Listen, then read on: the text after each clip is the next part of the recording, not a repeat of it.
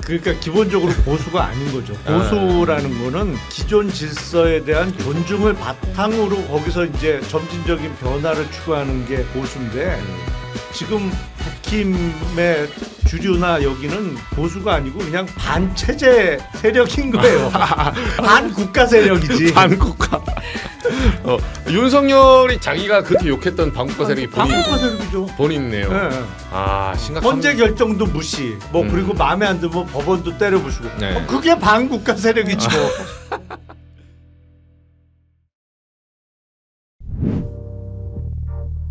반갑습니다. 질문기자 CBS 이정주입니다. 홍장원 전 국정원 1차장이 오늘 헌재 탄핵 심판 5차 변론에서 윤석열 대통령과 만났습니다. 국회의원을 끌어내라 한 적도 체포를 지시한 적도 없다는 윤 대통령. 그를 똑바로 마주보고 2시간짜리 경고성 계엄이었다. 계몽령이었다. 과연 이렇게 말할 수 있었을까요? 저는 오늘 이게 궁금합니다. 얼빠지고 군기 빠진 군 통수권자. 그를 따르는 부하는 지금 몇이나 남았을까요? 질문기자 오늘 시작합니다. 의원님 반갑습니다. 안녕하세요. 네, 안녕하세요. 제가 앞에서 너무 훅가시를 잡았죠. 아니 훅 들어오네. 네, 아니 저희 제작진이 시켜서 한 거예요. 네, 이렇게 좋았어요. 좀 연습하고 있습니다. 네. 제 스타일상. 오늘 우리 장유미 변호사님, 예, 안녕하세요. 네. 불러주셔서 고맙습니다. 김용남 전 의원님. 예, 김용남입니다. 네, 반갑습니다. 아니 제가 또 김용남 의원님하고는 네. 예전에 몇 차례 그 수원시장 시도 전부터 우리 2020년 미래통합당 그 전부터 오래 알고 지냈어요. 그렇죠. 사실은 그 전에 네. 그 국회 있을 때도 만났고 그 소위 2019년 가을에 조국 사태 조범동. 때도 뭐, 네, 그때부터 여러 차례 만났고. 아이고 이게 시간이 이렇게 흘렀는데 의원님 뭐 어떻게 좀 잘 풀리셔야 되는데 대선에 말이에요. 언제 나가십니까? 대선은 뭐 언감생신 지금 멀었고 하여튼 좀 저도 좀 풀려야 되는데 안 제가 풀리고 기도하겠습니다. 있습니다 아직까지는. 저희 질문하기 위해서 팍팍 띄워드릴게요. 바로 시작했습니다. 지금 오늘 현재 5차 변론이 아직도 진행 중이에요. 그러니까. 오늘 조금 그 여인영, 이진우 그리고 홍장원 전 1차장 뭐 이렇게 좀 복잡하긴 한데 등장인물이 한 4-5명 나오면 사람들이 복잡하잖아요. 근데 저희가 이제 전문가들 계시니까 뭐 간단하게 말하면 지금 홍장원 전 1차장 그러니까 이분이 누구냐면 국정원 1차장인데 원래 1차장이 해외 파트죠. 근데 처음에 그 말씀하신 분이죠. 여인영 사령관이 뭐 우원식 잡아라, 이재명 잡아라, 명단 하니까 수첩 줬다가 어이 미친 놈이네 하면서 더 이상 적지 않았다. 그래서 약간 내부 고발성, 용기 있는 이분인데 이제 오늘 변론에 나와서 윤 대통령과 이제 마주했어요. 지금 속보가 막 들어오고 있는데 뭐 홍장원 전 차장이 이렇게 얘기했어요. 체포 명단 보고 여인영 사령관이 불러준 뭐 우원식, 이재명, 뭐 한동훈 등등 불러주니까 이거 보고 뭔가 잘못됐다 이렇게 생각했다. 한 몇 명인지 몰라도 한 14명 정도 불러주더라. 뭐 이 말씀도 하시고 그리고 윤석열 대통령한테 사과하고 진심을 말했다면 윤석열이 사과를 하고 진심을 말했다면 국민들이 이해했을 거다. 그러니까 계엄령에 대해서도. 근데 지금도 부정선거론 하니까 이거 안 되는 거다. 이렇게도 말하고 뭐 내 경질, 그러니까 자기를 경질한 이유에 대해서는 뭐 윤석열 대통령이 더 잘 아시지 않습니까? 뭐 이런 얘기도 했다고 해요. 한 8시쯤이 끝날 것 같은데 저희 그건 추위 보면서 또 속보 전해드릴게요. 바로 들어갈게요. 오늘 5차 변론 좀 길어지긴 했는데 어떠셨습니까? 그 좀 인상 깊게 보신 장면. 일단 여인영, 이진우 두 전 군사령관이죠.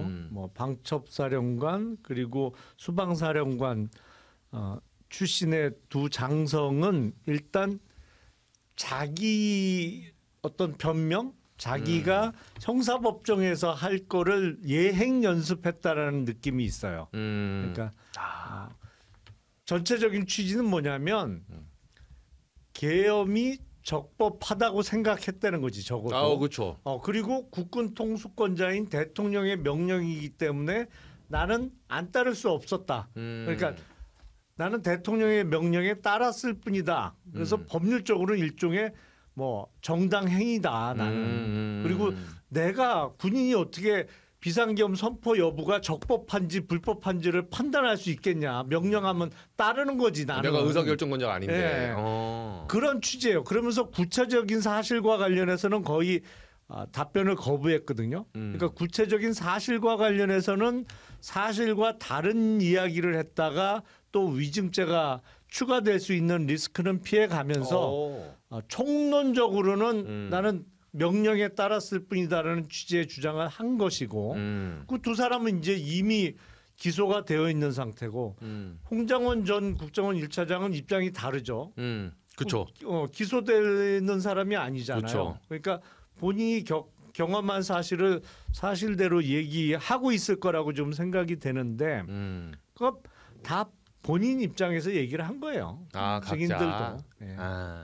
변호사님 네, 그러니까 일부에서는 마치 여인영 전 사령관과 이진우 전 수방사령관이 윤석열 대통령한테 유리하게 이야기를 한 것처럼 저는 그걸 호도라고 생각합니다. 유불리는 이 사람들은 자기중심적으로 사고해서 이야기한 거예요. 내형량. 맞습니다. 이진우 전 수방사령관 같은 경우에는 무죄를 형사 절차에서 다투고 있는데 그 이유가 아니 법률 전문가인 대통령이 검찰총장까지 했던 사람이 지시를 하는데 내가 그 현장에서 어떻게 불법 아닌지를 따지냐. 나는 김용년 전 장관한테 연락받고 국회로 가라고 해서 그게 또 외곽 방어와 관련한 매뉴얼도 있고 해서 난 그 정도 차원인 줄 알았다라고 이야기를 합니다. 그런데 재판관까지 묻는 여러 질문들이 있었어요. 국회 대리인단이 물었을 땐 답변하지 않았던. 그러면 아주 공소장에 정확하게 들어가 있는 문구가 있습니다. 이건 본인이 그 김병주 의원을 만났을 때 이야기했던 부분이기도 하고요. 총을 쏴서라도 문을 부수고 들어가서 끌어내라라는 취지의 그렇죠. 이런 진술 그런 부분과 관련해서는 그런 사실 없으면 없었다라고 하면 돼요. 없었다라고 이야기하지 않습니다. 답변할 수 없다라고 해요. 체포와 관련해서 그런 사실 없었다라고 이야기를 하거든요. 왜냐하면 체포는 여인영 전 방첩사령관 쪽이 더 맡았던 것 같아요. 뭐 비원 벙커인지 뭔지 그렇죠, 이런 그렇죠. 부분은. 그러니까 본인은 최소한 본인과 관련해서 제일 주요한 그리고 내란을 입증할 수 있는 주요 사실관계 재판관까지 추가 보충 이 신문에서 묻는 그 질문에 대해서는 아니라고 말 못하는 겁니다. 이 부분은 답변할 수 없다. 그러면 상식적으로 아니면 아니라고 이야기하는 게 유리한 상황에서 답변할 수 없다라고 이야기했다. 이건 사실로 인정이 될 가능성이 매우 높고 본인의 재판의 예행 연습인 차원이라는 말씀에 저 대단히 공감하고 이 부분은 자기를 중심에 놓고 한 거지 윤석열 대통령은 오늘 증인신문과 관련해서는 소개성과를 못 거뒀다 이렇게 평가하고 싶습니다. 의원님 그 검찰 취조할 때 보면 맞다 아니다 물어보면 뭐 기억이 안 난다. 내지는 말씀드릴 수 없다. 그럼 어떻게 이게 맞다고 보시는 거예요? 취조하는 입장에서는 수사검사. 아니 수사할 때는 그렇게 안 하죠. 기억 안 난다 그러면 이제 증거를 제시하거나 아니면 다른 관련자의 진술. 아니 이 사람은 이렇게 그렇죠, 얘기하는데 그렇죠. 당신 얘기하고 틀리지 않냐 뭐 이렇게 진행을 하죠. 근데 헌법재판소에서 열리는 탄핵 심판과 관련한 증언은 사실은 그렇게까지 안 하죠. 그리고 오늘 이루어진 증언은 탄핵 인용 여부에 있어서 어떤 결정적인 영향을 끼칠 수는 없어요. 그렇죠, 그렇죠. 왜냐하면 오케이 다 받아들여 준단 말이에요. 아니 그래 군사령관이 대통령이 직접 지시하는데 그걸 거부하기 어려웠겠지. 뭐 그 사람들의 주장을 다 받아들여져. 하지만 중요한 건 뭐냐면 대통령이 비상계엄을 선포한 게 과연 헌법에 맞는 얘기냐 그렇죠. 아니면 헌법과 법률에 위반한 불법적인 비상계엄이냐 불법적인 반헌법적 비상계엄을 선포한 것만 인정되면 그거로 사실은 탄핵 인용이 되는 거잖아요. 그렇죠. 그러니까 사실 오늘 증언들은 그냥 구체적인 사실과 관련해서 세간의 관심은 쏘입니다만 몰려듭니다만 탄핵 인용 여부하고는 큰 상관은 없는 증언들이에요. 그러네요. 윤 대통령이 이렇게도 얘기했더라고요. 네. 이분이 약간 좀 뜬금포인 게 있지 않아요? 호수에 옛날에 박목월 시인 것 같기도 한데 호수에 뭐 달가는 뭐 호수 위 달 그림자 쫓는 느낌이다. 뭐 이렇게 자기가 뭐 얘기하다가 증언들이 이제 나오니까 그렇게 얘기한 것 같아요. 뭐 명단 불러줬니 뭐 잡으라 했니 뭐 문 부수고 들어가랬더니 자기가 하기도 않는 얘기를 기억 속에 파편을 지금 각자 조각을 맞춰가지고 이렇게 하니까 나는 참 호수 위에 달 그림자 쫓는 느낌이다. 이런 식으로 일어나지도 않는 일을 왜 나한테 묻냐. 그렇죠. 그 전의 표현이 그거죠. 네. 일어나지도 않았 아무 일도 네. 일어나지 않았는데. 네. 근데 본인 입장에서는 그렇게 생각하는 것 같아요. 결국엔 뭐 죽은 사람도 없고 다친 사람도 없지 않냐. 그리고 그러니까 친위 쿠데타를 일으켰는데 이게 실패했어. 그러니까 마치 본인이 생각하기에는 아무런 소기의 목적을 달성 못했으니까 그렇죠. 아무 일도 없었던 것처럼 본인이야 그렇게 생각되겠죠. 그렇죠, 하지만 그렇죠. 전 국민이 다들 깜짝 놀라고 이게 도대체 뭔 일이야. 그리고 그날 밤을 샜는데. 그렇죠. 그리고 계엄군이 국회 내에 진입하고 선관위 가서 선관위 직원들 휴대폰 뺏고 사실 일시적이나마 체포를 한 거잖아요. 그렇죠. 아니 그게 아무 일도 없었던 거예요. 그게 말은 안 되는 얘기를 하고 있는 거죠. 이 표현 어떻게 보세요? 전 궤변 중에 궤변이라고 생각해요. 아, 남의 그래요? 집안을 완전 헤집어 놓고 본인이 철수한 다음에 정리되니까 나 아무것도 안 하지 않았냐? 이거 되게 평온하지 않냐? 사람을 때려놓고 찔러놓고 그 사람이 방어하니까 조금 다쳤으니까 나 원래 다치게 할 의도도 없었고 이거 아무 일도 없었던 거 아니냐라고 이야기하는 거랑 진배 없어요. 그렇게 이야기했을 때 그러면 법원이 설득당합니까? 아무 일도 없었네. 이거는 전한길 그 강사도 그러는데 결과론적인 상황. 그러니까 사실상 실패로 귀결된 이 계엄을 본인의 정당성의 하나의 근거로 삼고 있어요. 대단히 이상한 거예요.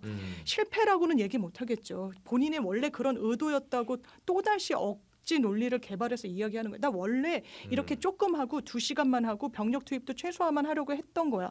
많은 증거들이 거기에 배치되게 나오는 거예요.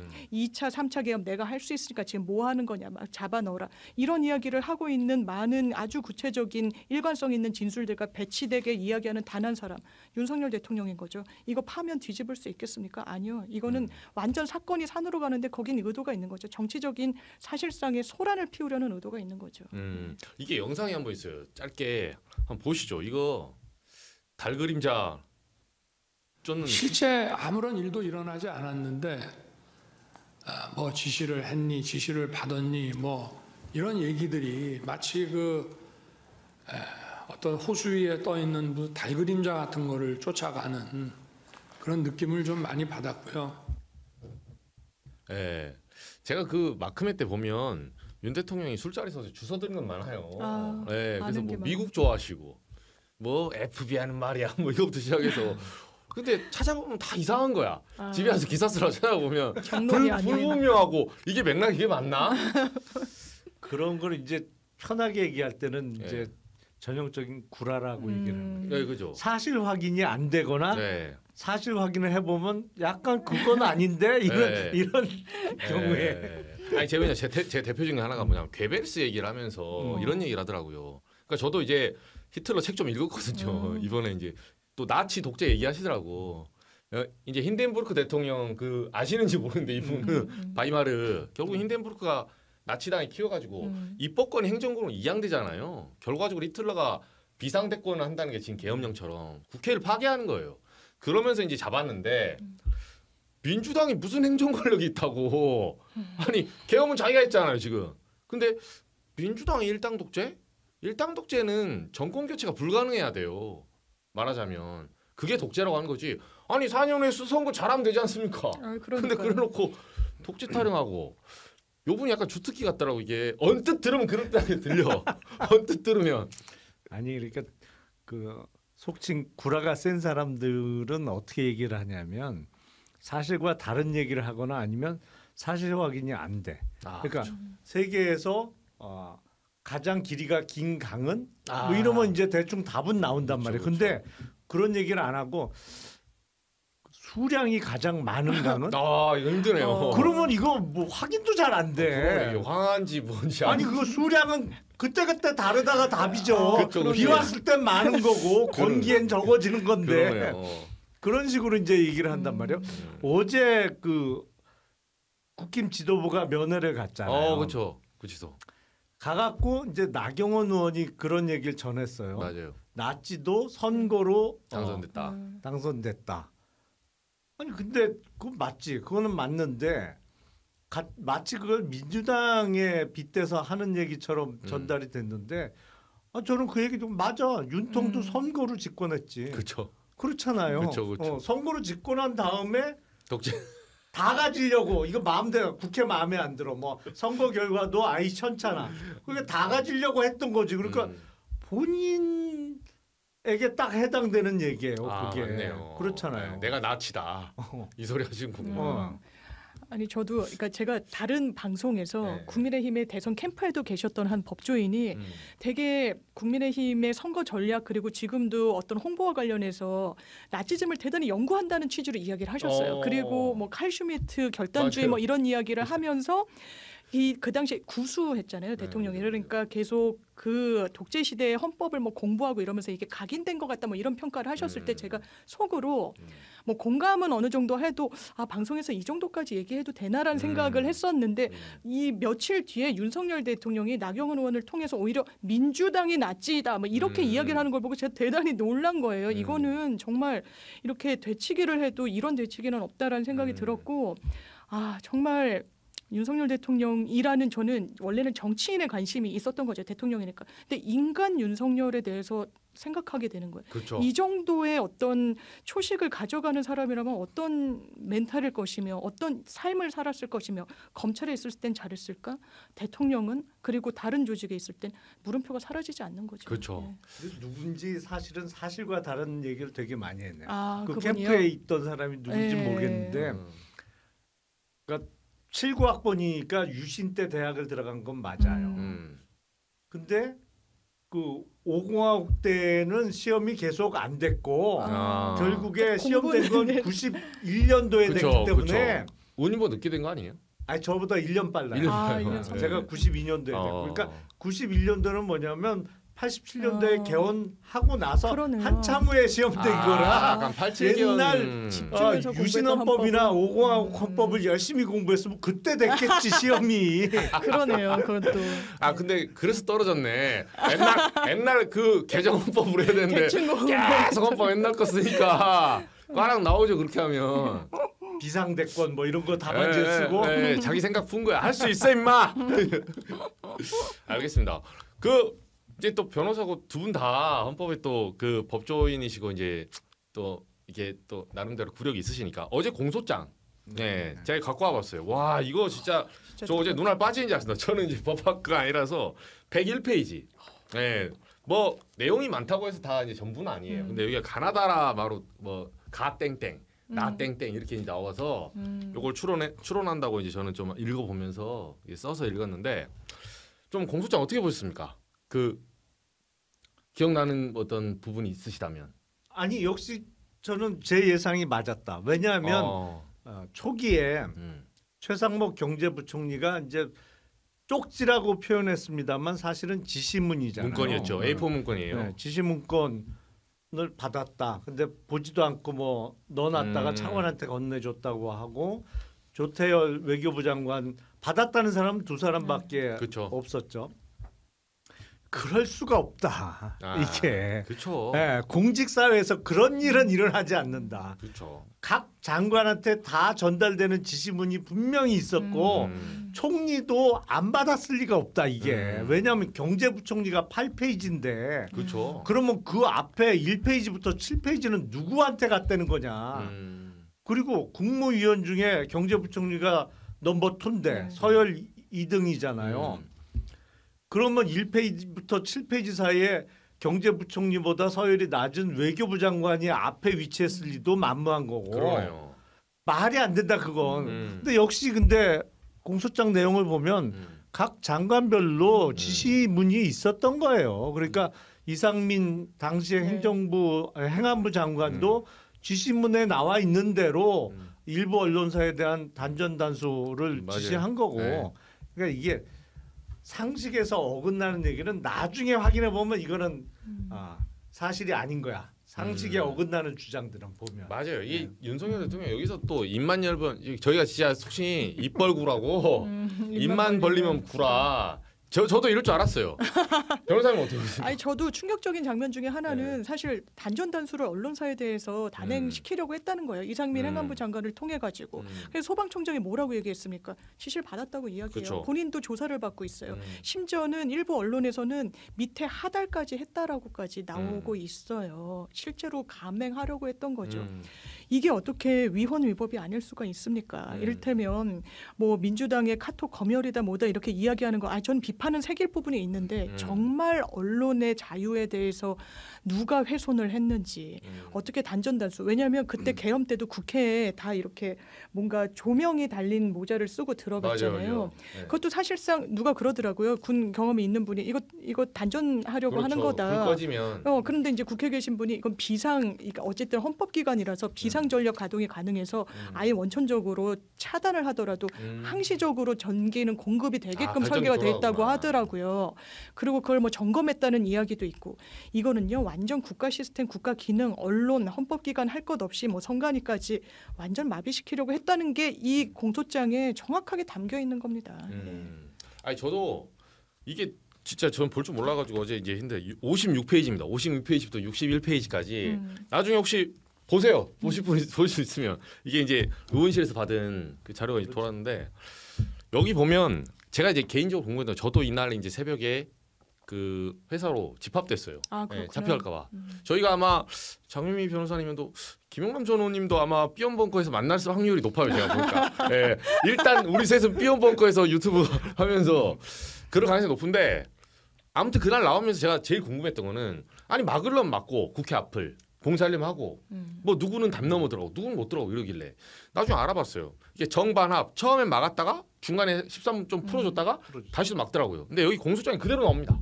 왜 그랬는지. 조지호 청장하고 통화를 하는데 경찰청장하고 거기 있는 이제 현장 사령부 경비대장이 그 사람도 이제 간부니까 궁금할 거 아닙니까? 헌법 77조에 국회가 제적 과반이 의결하면 해지된다 계엄권은. 그러니까 국회의원이 들어가려니까 막을 수도 없고 안 막을 수도 없는 거야. 보좌관은 막는 쳐도. 그래서 11시 23분쯤에 뚫어줍니다. 자기가 판단해서 이거 헌법상 보면 이거 아닌가요? 해서 뚫어줬더니 나중에 윤석열이 전화를 해요 직접. 왜 뚫어줬냐? 조지호한테 야 포고령 안 봤어 1호? 언론 뭐 국회 뭐 통제한다고. 일체 정치 활동을 금지한다. 이거 포고령이 위헌 아닙니까 솔직히. 그렇죠. 본인이 구수하면서 떨어졌던 헌법을 여기다 쓰는 거예요 제가 보니까. 그래가지고 다시 닫아 해가지고 11시 24분에 다시 닫혀요. 요게 제가 너무 궁금했거든 사실은. 왜 이렇게 우왕좌왕했을까.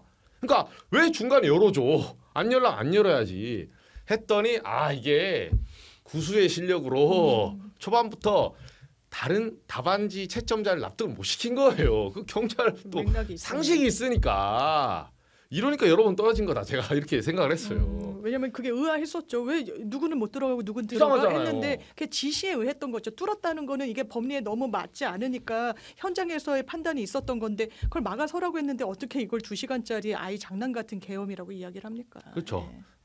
이거는 또 공소장도 근데 이 지금 오늘의 헌재 5차 변론 이제 화목 또 남았는데 앞으로 어떻게 펼쳐질 것 같으세요?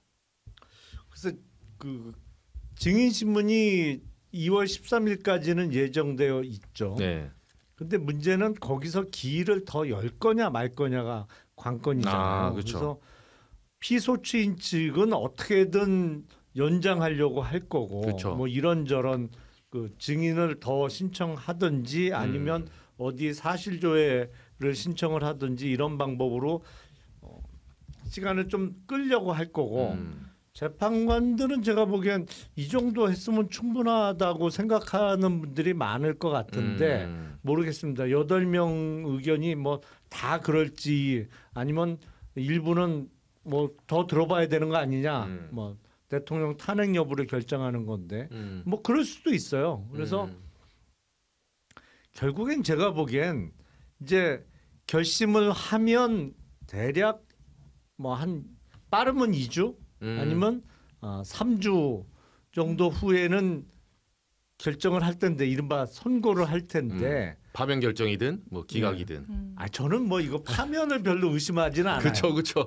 파면을 의심하지는 않는데 다만 뭐 8대 0이냐 몇 대 몇이냐. 몇 대 몇이냐인데 6인 이상의 찬성이 있어야 되는 거잖아요. 그쵸. 헌법재판관. 그렇죠. 8대 0의 가능성이 가장 높아 보이고 뭐 한 명 정도의 소수 의견이 나올 수 있을까? 근데 과연 그게 가능할까? 뭐 정도 생각하는 거죠. 근데 지금은 이제 시기예요. 결국에 딱 그날 파면 결정하면 그냥 그 다음부터 바로 대선 국면이 그렇죠. 본격적으로 펼쳐지는 거니까. 60일 안에 무조건 네. 대선해야 되니까. 어떻게 보십니까? 이거 저는 증인 신청을 더 하려고 할 것 같아요. 윤석열 그런데 쪽에서. 받아주지 않을 것 같고 왜냐하면 오늘도 어떤 광경이 펼쳐진 거예요. 군 사령관들 여기서 왜냐하면 계엄 현장에 있었던 건 군인들이에요. 그럼 큰 한 축을 담당하는 거죠. 계엄에 이르게 된 경위는 이제 부정선거와 관련된 부분인데 이걸 증인으로 어떻게 하겠습니까? 왜냐하면 거기 취재하는 기자들 이야기를 들어보면 윤석열 대통령 측에서 이 신청하는 증인들이 성명 불상자들이 너무 많다는 거예요. 부정선거를 누굴 불러가지고 입증하겠습니까? 그 실체가 사실상 없는데. 그럼 군 사령관들 이미 구속 기소된 사람들이 태반이에요. 이 중요 지시사항을 직접 하달받은 사람들은 오늘 뭐라고 그랬습니까? 내가 형사 구속 기소가 돼가지고 답변할 수 없다라고 얘기해. 이건 너무 자연스러운 거예요. 본인을 가장 우선적으로 해야죠. 본인의 어떤 유죄의 증거로까지 활용될 수 있는 걸 증인이라고 해가지고 이야기할 수는 없는 거예요. 그러면 대단히 증언이 제한적일 수밖에 없는데 똑같이 이런 증인들을 부른다? 그거는 허용될 필요가 없는 거고 그리고 입증 취지가 중복이 되면 재판부는 부르지 않습니다. 똑같은 사실관계. 여기서 큰 틀은 이게 내란인지 아닌지 그리고 이런 계엄이 위헌적인지 아닌지 이거는 이미 문건으로 포고령으로 그리고 여러 사실관계들로 드러나고 있는데 사람으로 보충할 필요성이 상당히 적어요. 그러면 저는 2월 13일까지 증인신문 마치고 아마 그 언저리에 종결이 될 거다. 그리고 한 3월 중에는 파면 결정으로 저는 개인적으로는 8대 0으로 귀결되지 않을까 싶습니다. 근데 여기서 궁금한 게 그 지금 8대 0으로 가는 과정에서 마은혁 재판관 이 논란이 계속 있어요. 그러니까 뭐 두 분이 워낙 이제 또 정치에 쉽게 있으니까 제가 딱 까놓고 여쭤볼게요. 임명된다 안 된다 어떻게 보십니까? OX 한번 하시죠. 마은혁 그래서 임명된다 안 된다. 상당히 어려운데. 예. 하나 자, 둘 셋. 하나 둘 셋 하시죠. 임명된다 안 된다에 결국은 하나 둘 셋 앞으로 보시고 좀. 안 된다. 부모님 먼저 말씀하시죠. 아니, 그러니까 원래는 임명이 돼야 되는 게 맞죠. 네. 마땅히 그래야 되는데 원래 어제 권한쟁의 심판과 관련해서 선고를 하기로 했다가 연기했잖아요. 그러니까 제가 보기엔 연기가 된 사유는 한 가지 이유일 것 같아요. 그러니까 이 대통령 권한대행이 국회 추천목 3사람 중에 2사람만 임명하고 마은혁 후보를 빼놓은 게 국회의 헌법재판관 추천권 침해냐 아니냐? 그렇죠. 그건 침해라고 보는 게 맞겠죠. 근데 문제는 이 권한쟁의 심판을 제기한 절차가 합법했냐? 국회가 한 거냐, 국회의장이 한 거냐? 그렇죠. 그 부분이 이제 브레이크가 걸린 것 같아요. 짐작을 해보자면, 그러니까 권한쟁의 심판을 국회의장 한 사람이 독단적으로 제기할 수 있느냐? 그거에 대한 문제 의식이 좀 있을 수 있거든요. 그러니까 이게 만약에 국회 본회의에서 뭐 과반수 이상의 찬성으로 의결을 해서 권한쟁의 심판 제기를 했다고 하면 제가 보기에 아무 문제가 없어요. 민주당 끌고 들어가서 그냥 형식이라도. 그렇죠. 네. 근데 국회의장이 권한쟁의 심판을 제기했는데 의장이 국회의 사회권을 갖고 국회를 대표하는 인물인 건 맞지만 국회와 관련한 의사결정을 의장이 혼자 독단적으로 할 수 있는 거냐? 이거는 재판관 중에 누구라도 소수라도 문제 제기를 했을 것 같아. 보면. 그래서 저는 이 권한쟁의 심판을 왜 제기했는지는 잘 모르겠어요. 왜냐하면 똑같은 내용으로 헌법소원을 제기한 게 있거든요. 사실은 그 헌법소원은 뭐 공판을 열 필요도 없고 재판관들이 이렇게 해서 그렇지 이게 이렇게 하면 안 되는 거지 해갖고 헌법소원에 대한 결정으로 했으면 오히려 문제가 없었을 텐데 이걸 권한쟁의 심판이라는 형식으로 제기한 게 절차적으로 좀 갸우뚱했었거든요. 이거 의장이 혼자 할 수 있는 거 맞아? 이랬는데 실체에 대해서는 당연히 침해가 된다라고 결정하는 게 맞는 것 같은데 거기까지 오는 과정에서의 의결이나 이런 내용이 없었다는 거는 문제가 될 것 같아서 이게 어쨌든 결론이 나야 임명이 될 거 아니에요. 헌재가 부담을 느낄 수 있다. 아니야. 최상목 권한대행은 헌재에서 지금 권한쟁의 심판 진행 중이니까 심리 중이니까 그 결론이 나기 전까지는 아무 부담이 없지. 그쵸, 자기는 그쵸, 임명 그쵸. 안 하지. 그래서 이게 마은혁 후보의 임명이 간단치 않을 것 같아요. 그래서 뭐 그 말도 있더라고요. 이게 권한쟁의는 행정소송을 준용하기 때문에 재심이 있더만요. 그 단심으로 안 끝나고 최상목 쪽에서 개기면 소위 말해서 나 인정 못해 이러면 한 번 더 갈 수 있다. 뭐. 아니, 그리고 네. 이게 지금까지 잡혀 있는 헌재 기일은 2월 13일이잖아요. 네. 이게 많이 남은 게 아니에요. 다음 주 목요일이에요. 금방이죠. 그러니까 만약에 2월 13일에 결심을 해. 근데 그 이후에 마은혁 재판관이 임명이 돼. 그러면 결심할 때 없었잖아요. 그러면 이 사람이 참여를 하려면 재개를 해야 돼. 다시 변론 재개를 해야 돼. 그러면 한 사람이 다시 결심 때 자리를 지키고자 탄핵 재판 결심했던 걸 다시 재개해서 공판을 또 여는 게 과연 맞냐. 이런 고민이 있을 수밖에 없거든요. 그러니까 마은혁 재판관 임명 없이 8명이 그냥 결정하는 절차로 흘러갈 가능성이 높지 않을까 저는 그렇게 그거는 이제 예상을 해요. 8대 0도 나올 수 있다는 네, 전제가 있으니까. 예. 예, 말씀 주신 대로 이게 안으로 들어가서 법리적인 쟁점을 볼 때 이거는 재판부의 판단이 있을 거예요. 저도 이제 말씀 듣다 보니까 그러면 하나의 이게 권한쟁의 심판은 기본적으로 기관 대 기관의 다툼이니까 이걸 기관으로 볼 수 있을 것이냐. 물론 이제 국회 대리인단 그 우원식 의장 측 입장에 따르면 뭐 그런 전례도 있고 어쩌고 뭐 이렇게 설명을 하는데 그러면 그 판단을 받으면 되잖아요. 근데 제가 대단히 놀라는 건 권성동 원내대표가 이거 안 따라도 돼? 라고 얘기를 한다는 거예요. 최상목 경제부총리 측도 우리 나중에 만약에 이거 위헌이라고 결론이 나와도 추가 검토할 거야. 이거는 아니에요. 이건 상권 분립을 무너뜨리는 거예요. 그렇죠. 보수 언론에 대해선 이것 봐라. 헌법 불합치 결정을 내려도 국회에서 후속 입법 안 만들잖아. 이것 봐. 아무런 페널티 없어. 안 해도 돼라고 얘기하고 있어요. 이건 거짓입니다. 이거는 정론직필지가 아니에요. 왜냐하면 헌법 불합치 결정 나오면 어떻게 됩니까? 낙태죄 이를테면 2005년도였나요? 하여튼 몇 년도까지 만들어라 후속 입법 안 만들잖아요. 그 법은 없어져요. 그게 어떻게 강제성이 없는 겁니까? 더더군다나 헌법재판소가 권한쟁의 심판과 관련해서 헌법재판소법 67조 1항은요. 권한쟁의 심판의 결정은 국가기관과 지자체를 기속한다라고 써 있어요. 그런데 이거 안 해도 돼. 안 지켜도 돼. 추가 논의해서 뒤집어도 돼라고 어떻게 이야기를 하나요? 그것도 보수 정당이 사법부에 대한 존중을 해야 되는데 이건 대한민국 민주주의를 그냥 흔들어대고 있는 거예요. 저는 이 계엄 국면에서 꽉 눌렸던 부분이 떠오르면서 부유하는 우리 사회의 문제들 보수 진영의 어떻게 보면 민낯들이 드러난다는 인상을 받습니다. 이건 보수가 아니었던 것 같아요. 법원 때려 부시고 뭐 언제 나오면 페널티 없잖아. 뭉개.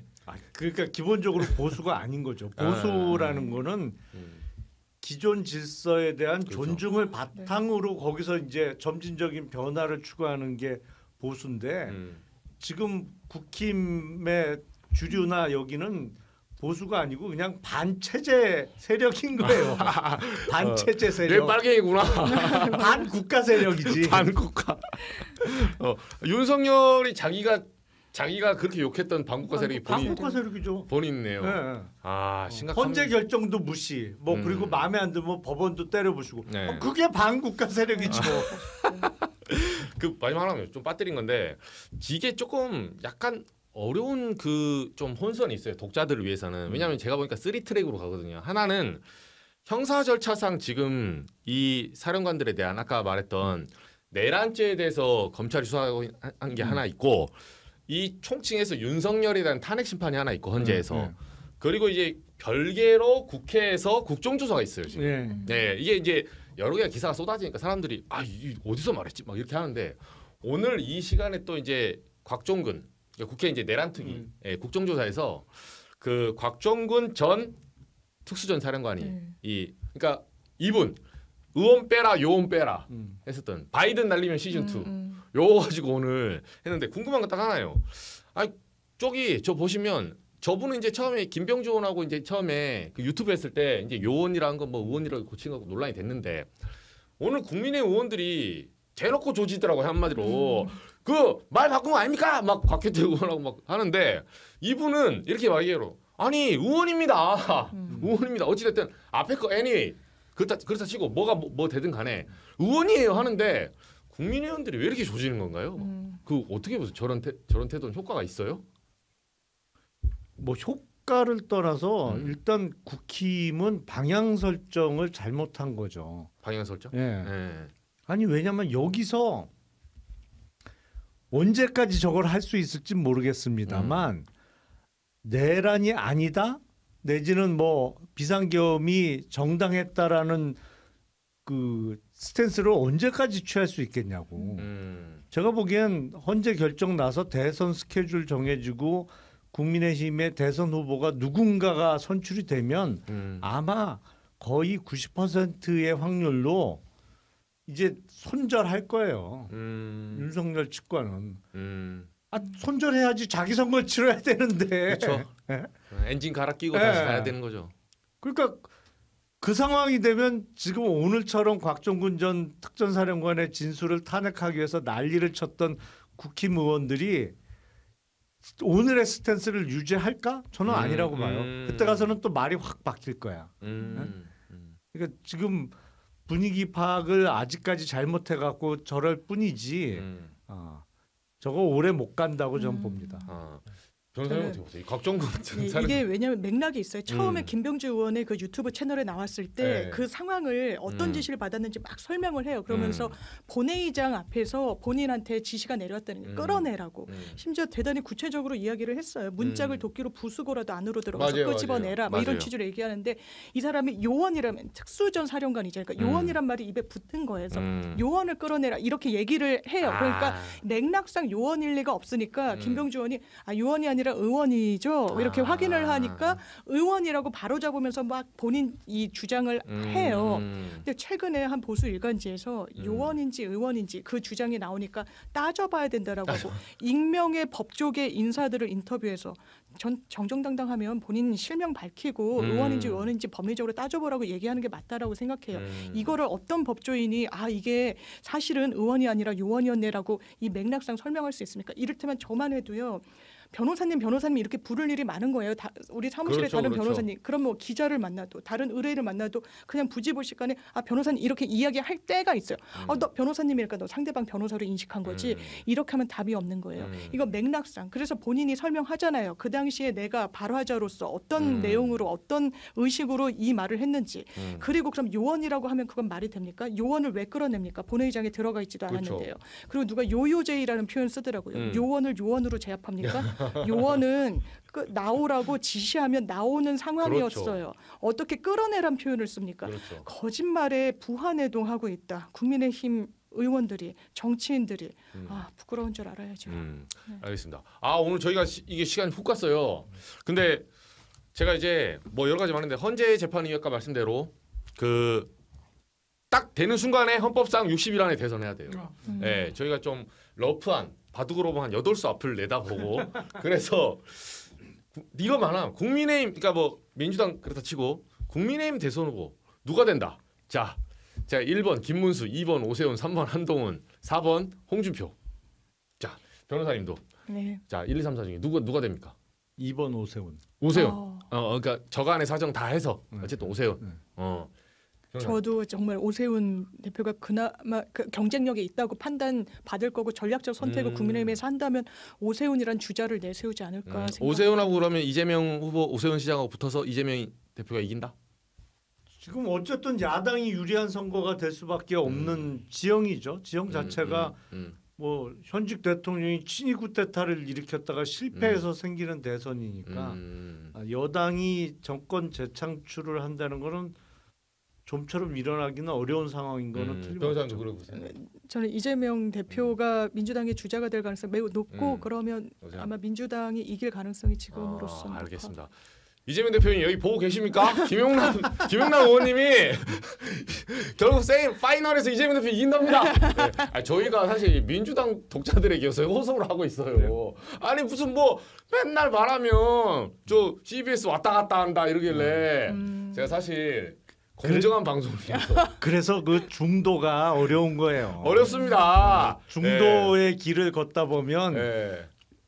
왼쪽 오른쪽에서 차에 칠 일밖에 없어. 이도저도 아니고. 네, 너무 감사드리고 오늘 우리 이재명 대표한테 1점씩 딴 걸로 의원님, 저는 의원님하고 묻어가겠습니다. 아니 저는 친명도 아닌데 갑자기 뭐 친명을 만들고 그래요. 의원님 수원에 파란색 입고 나오시면 제가 진짜 잘 밀어드릴게요. 알겠습니다. 오늘 여기까지 하고 저희가 또 변론 계속 진행되고 흔들리는 이 과정이니까 또 필요할 때 고견 네. 들으러 또 모시겠습니다. 감사합니다. 예, 감사합니다. 네, 고맙습니다. 고맙습니다. 네.